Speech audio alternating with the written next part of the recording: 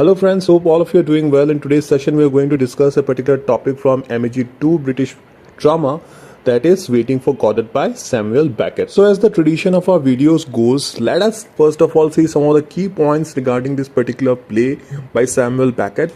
Now this particular play, Waiting for Godot, was originally published in September of 1952.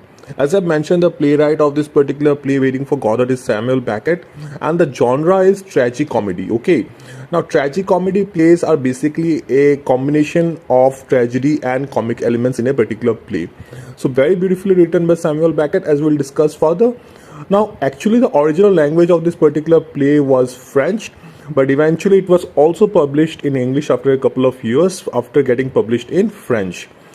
Now, the characters in this particular play are Astragon, Pozo, Lucky, Vladimir, and the boy. Now, we'll discuss more about it as we move on. Now, let us also talk about Samuel Beckett, the author of this particular play, Waiting for Godot. Now, Samuel Beckett basically was born on 1906 and he died on 1989. He was an Irish playwright, which for a change is actually quite unique because most of the authors of the plays that you will be reading in your syllabus will be British. So, for a change, Samuel Beckett was Irish. He was a novelist as well as a poet. Now, we'll not go too much in Beckett's background, but there are some important things that you need to know regarding the dramatic works of Samuel Beckett. Basically, Samuel Beckett's dramatic works don't reply to the traditional elements of drama. For Beckett, language is useless. He creates a mythical universe people by lonely creatures who struggles vainly to express the inexpressible. Now, all you need to understand is that Beckett's dramatic works revolved around human nature and human condition. And if you go back to this particular play, The Waiting for Godot, this particular play was actually written in French and published in 1952 in French. Okay. And in 1953, the premiere of this particular play was done in Babylon Theatre in Paris. Then, after 2 years of the publication in French, it was finally published in English after it got translated from French to English. So, Waiting for Godot by Samuel Beckett is basically a two-act play. Now, let us first of all discuss the Act 1 of this particular play. In this particular play of Act 1, it is shown that Vladimir and Astragon are the two people, are the two protagonists of this particular play who are waiting near a tree. And they're waiting for a person called Godot. Now, here we get to know that both Vladimir and Astragon are actually tramps and they are bums as well, as because Astragon is a person who does not have any memory of past events and he really depends on Vladimir to explain him what went on in the past. Now, while they were waiting for Godot, what happens? Two more person enters the scene, that is Pozo and Lucky. Now, Pozo actually talks with Vladimir and Astragon, and Lucky, who is actually the slave of Pozo and he has been dragged around with a rope on his neck, he starts to dance and think.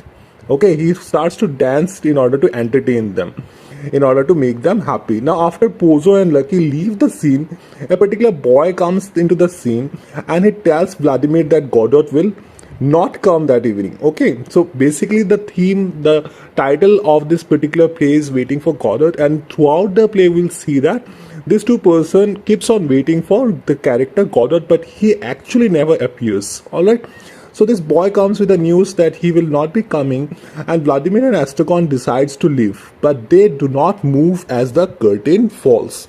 Now, this is a particular feature of a very standard play written by Samuel Beckett. Now, by the end of Act 1, we have already seen that Astragon and Vladimir were informed by a boy who happens to be a very minor character of this play that Godot will not be showing up that evening. So the next day, Vladimir and Astragon again come near the tree to wait for Godot. Now, Pozo and Lucky again enter the scene. Alright, now we remember that in Act 1 also Pozo and Lucky came and where Lucky was dancing and thinking in order to entertain them. But here the situation is different in Act 2. In Act 2 we see that Pozo is blind and Lucky is dumb.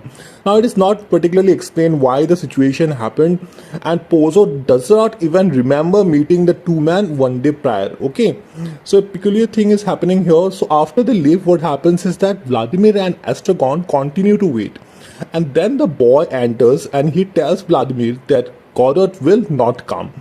Now, this is also very interesting because he insists that he did not speak to Vladimir yesterday. As we have heard about a particular word that is called deja vu in English, which means that a particular event is happening with you second time simultaneously with your knowledge, and everything is happening same. So same things happening with Vladimir and Astrakhan with few changes where the characters do not remember meeting with them the one day prior. Okay, so here the boy also does not remember it, and after he leaves, Vladimir and Astrakhan decide to leave, but they do not move.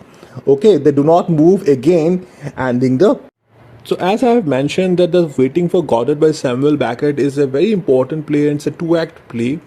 So there are several elements that we need to discuss. As I mentioned in the beginning of the play, that the genre of this particular play is tragicomedy. Now tragedy comedy or dark comedy or black comedy refers to the fictional works that blend aspects of the genres of tragedy and comedy.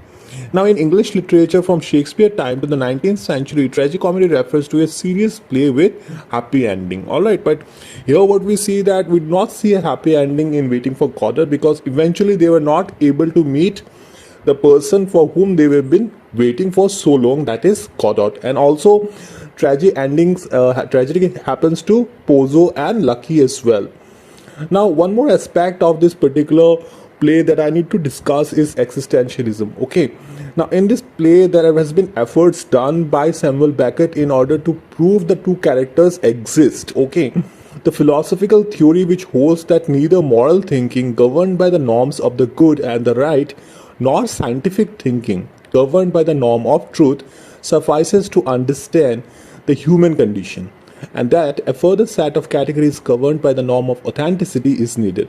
So existentialism is also a very beautiful aspect of this particular play, and eventually we'll also see the use of different symbols which actually makes this particular play a symbolic play, where we see the use of elements like or symbols like hat, where hat might be representing reason or intellect. We see a boot which might be like it may suggest that humans try to earn a living and struggle for their life, and the foremost thing that we see is the tree around which Astrakhan and Vladimir, the central protagonists, keep on waiting for Godot. Now it represents nature, okay, hope for the future. Now if we talk about the theme of this particular play, that is Waiting for Godot, now what we see is that wait. Okay, here we see the two tramps are waiting for Godot. They want to find something to prove their existence. Now, as I mentioned, that it's a very beautiful play which represents a very specific element of literature, that is existentialism. Alright, so these are some of the key facts of this. So this is the video, guys. I hope you had an insight regarding this beautiful play written by the Irish playwright Samuel Beckett, that is Waiting for Godot. If you have any other doubts regarding this particular play or any other topics from literature, do feel free to comment in the comment section. I'll definitely try to address it in the next video.